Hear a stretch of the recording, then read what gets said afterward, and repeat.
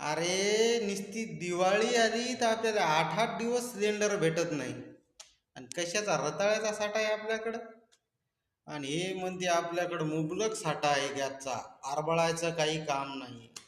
अरे काय नाही आपल्याकडं, सणावारात बी आपल्याला सिलेंडर टायमावर भेटत नाही.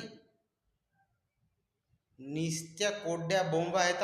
आता काय म्हणते कृत्रिम साठा कराले लोक, टाक्याच्या टाक्या भरून ठेवा लागले. अरे टाक्या तुम्हीच देता. आता मला सांगा, सिलेंडरच्या टाक्या आपण घरी बनवतो का हो? नाही. आपल्याला जेव्हा गॅसचं कनेक्शन घ्यायचं तेव्हा एजन्सीवर आपण फॉर्म भरतो. ते आपल्याला एक टाकी पाहिजेत का 2 टाक्या पाहिजेत ते टाक्या देतात. आणि मग जेवढ्या टाक्या तुम्ही इकल्या तेवढ्या साठा पुरवायचा तुमच्याकडे कॅपॅसिटी नसाव का?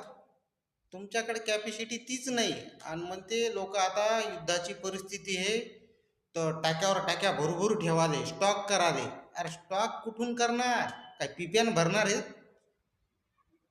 का? पाण्याच्या टँकरमध्ये तुमचं सिलेंडरच्या टाक्या भरणार आहेत, गॅस भरणार आहेत? तुम्ही ज्या टाक्या विकल्या त्याच्यातच लोक गॅस भरणार आहेत. मग तेवढ्या टाक्या तुम्ही विकल्या तेवढा साठा तुमच्याकडे नसा? काहीच नाही आपल्याकडं.